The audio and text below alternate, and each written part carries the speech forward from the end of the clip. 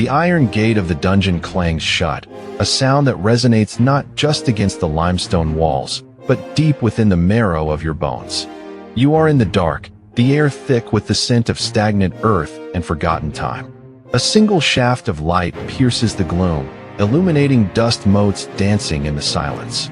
It is here, in this crushing isolation, that you must answer the most terrifying question of your life. Is this the end of your purpose? Or is the ground beneath you simply the foundation for something you cannot yet imagine? This was the reality for a young man named Joseph, stripped of his vibrant coat, betrayed by his own kin, and cast into the abyss of slavery and imprisonment. If you have ever felt that life has derailed your trajectory, that your best efforts have been met with an iron wall, you are standing exactly where he stood.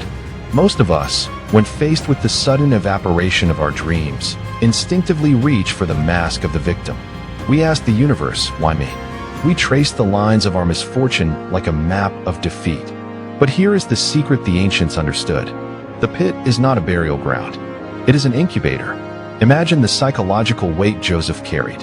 He had been a man of vision, a dreamer whose ambitions were once as clear as the desert stars. Suddenly, he was an object, a commodity bought and sold in the marketplace of a foreign land. The easy path, the one that leads to the slow decay of the human spirit, would have been to embrace bitterness, to let his identity fracture under the pressure of his chains, to become a shell, defined entirely by the cruelty of his brothers. This is the victim archetype, and it is the primary thief of human potential. It seduces you with the comfort of blame, telling you that because you were wronged, you are exempt from the responsibility of becoming great. Joseph did not succumb. When he was brought to the household of Potiphar, an officer of high standing, he did not walk with the slumped shoulders of a broken man. He walked with the posture of a steward. Even as a man in bondage, he refused to act like a prisoner. He brought an incredible psychological shift to his labor. He assumed the mindset of an owner. He treated the affairs of his master's house with the same meticulous care he would have applied to his own kingdom. This is the first lesson in mastering your own archetype. You must dissociate your current circumstances from your intrinsic value. If you are currently in a role that feels beneath you, or if you are stuck in a cycle of stagnation that seems to have no exit, you are not trapped in the sense that you are powerless. You are simply in a season of stewardship. Ask yourself, if this house, this department, this project, this life were my own, how would I elevate it? How would I transform the mess into a masterpiece? Joseph's rise did not begin when he was crowned. It began when he turned the smallest corner of a foreign estate into a showcase of excellence. The transformation from the victim to the architect requires a brutal shedding of the ego. It requires you to acknowledge that while you cannot control the betrayal or the setback, you have total sovereignty over your response. When we choose to inhabit the victim, we grant the people who wronged us power over our future. We keep them in our heads, arguing with them in the theater of our own minds. But when you switch to the mindset of the architect, you effectively evict your tormentors. You reclaim the territory of your own consciousness. Consider the discipline required to stand in a place of exile and still perform at the highest level. It is an act of rebellion. It is the ultimate statement that your character is not a reaction to your environment, but a force that shapes it. As Joseph worked, he became indispensable, not because he was lucky, but because he brought a quality of spirit that the environment had never seen. He was a force of order in the midst of chaos. You see, the pit serves a function in the hero's journey that no other stage can replicate.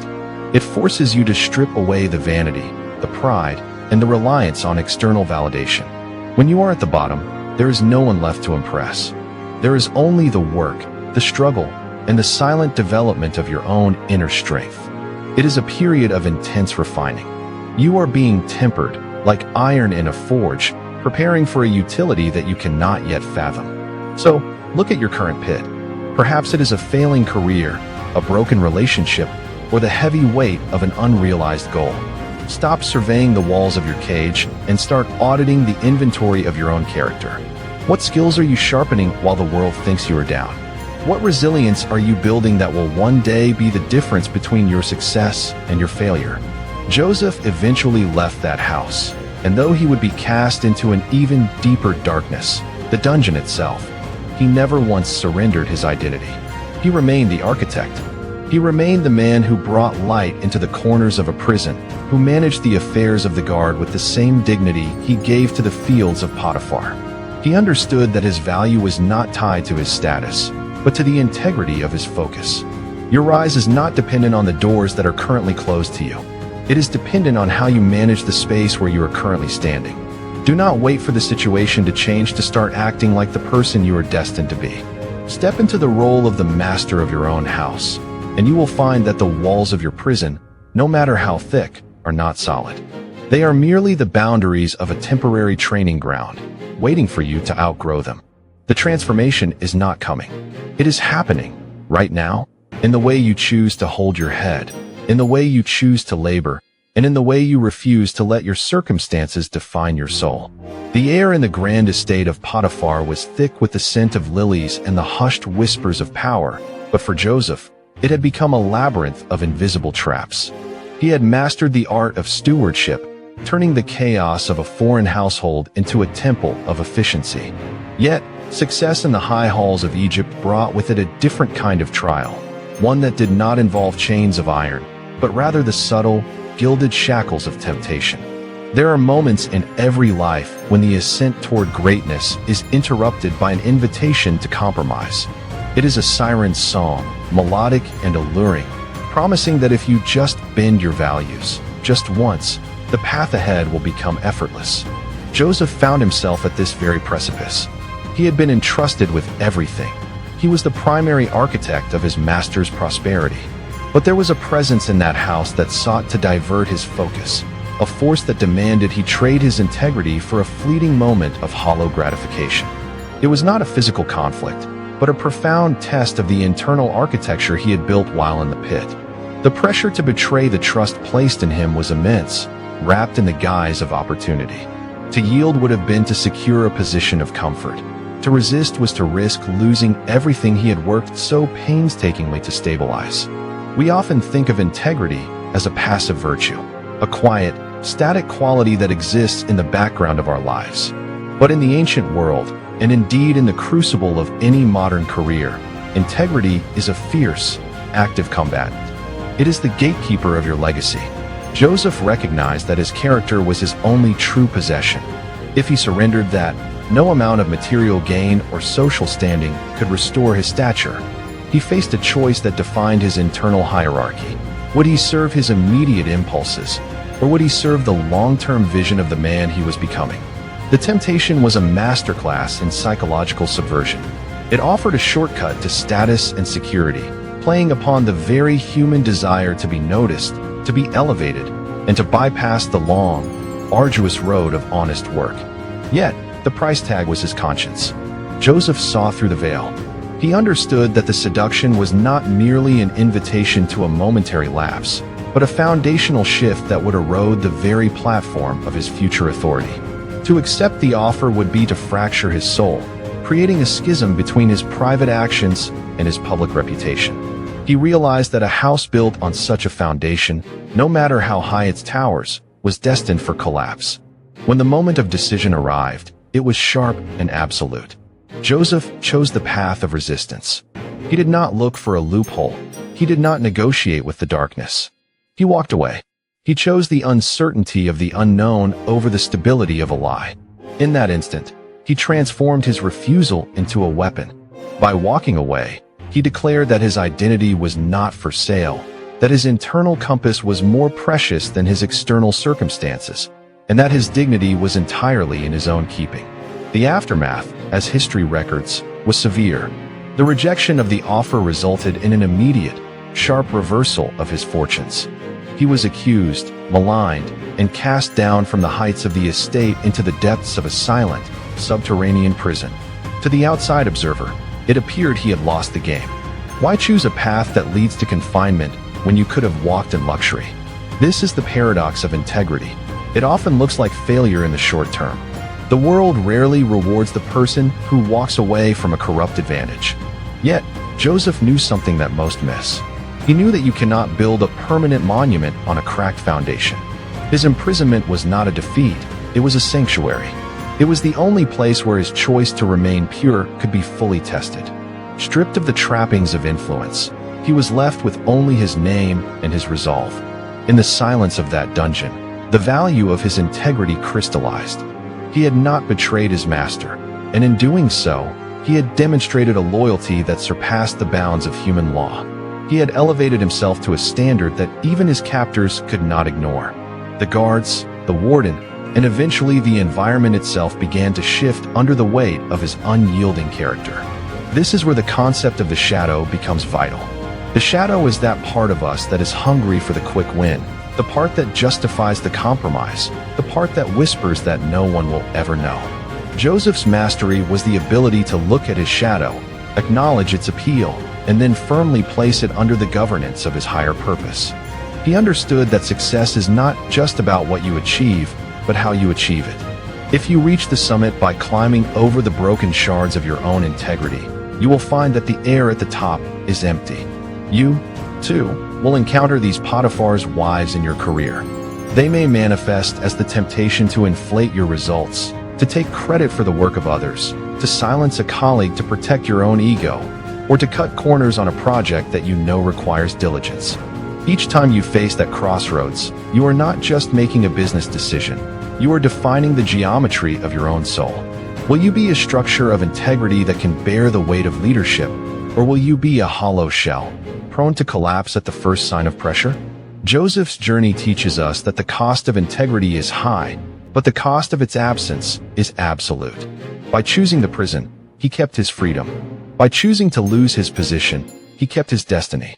He taught us that when you refuse to compromise your internal architecture, you don't just survive the consequences.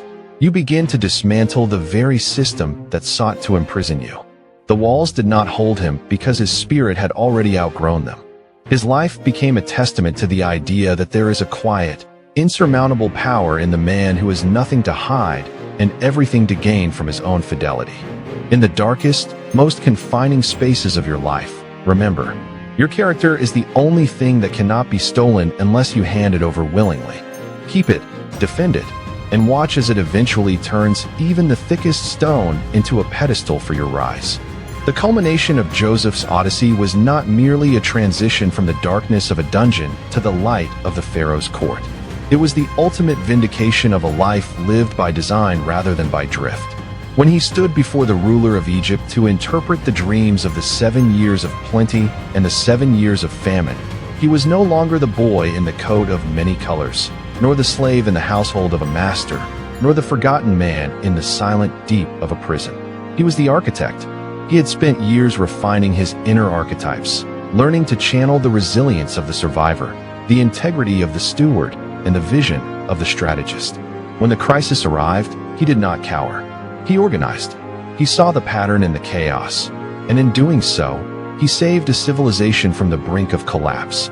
This brings us to the profound truth at the heart of your own journey. We often look at the lives of those who have attained mastery and assume they were granted an easy path, a series of open doors and fortunate accidents. We see the crown and forget the pit. We see the public acclaim and forget the private resistance. But the story of Joseph reveals that the famine you fear, the economic downturn, the professional plateau, the personal crisis, is not an omen of your destruction. It is the raw material for your masterwork. The famine is the catalyst that forces you to move from passive existence to active creation. It is the moment when your internal preparation meets the world's desperate need for order. You have spent enough time surveying the walls of your own circumstances, waiting for the landscape of your life to become comfortable. But greatness does not favor the comfortable. It favors the prepared. It favors the individual who, while in the depths of their own private dungeon, took the time to study the architecture of their own soul. If you have felt neglected, if you have felt misunderstood, or if you have felt that your talents are buried under the mundane demands of a life that feels too small for you, understand this. You are currently in the phase of cultivation. You are being sharpened.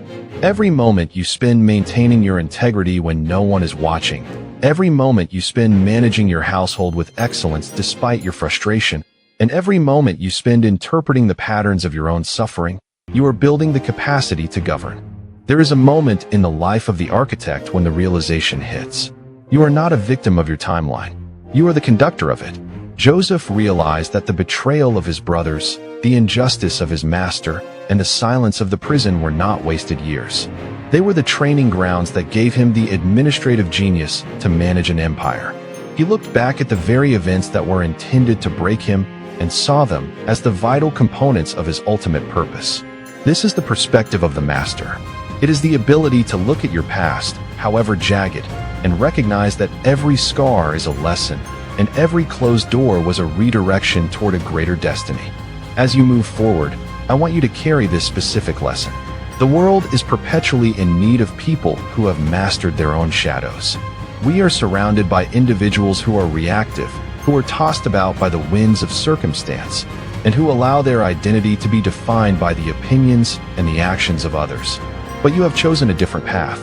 You have chosen the path of the architect. You know now that your success is not found in the acquisition of things, but in the hardening of your character. You know that when you face your own personal famine, you do not need to look for someone else to solve your problems.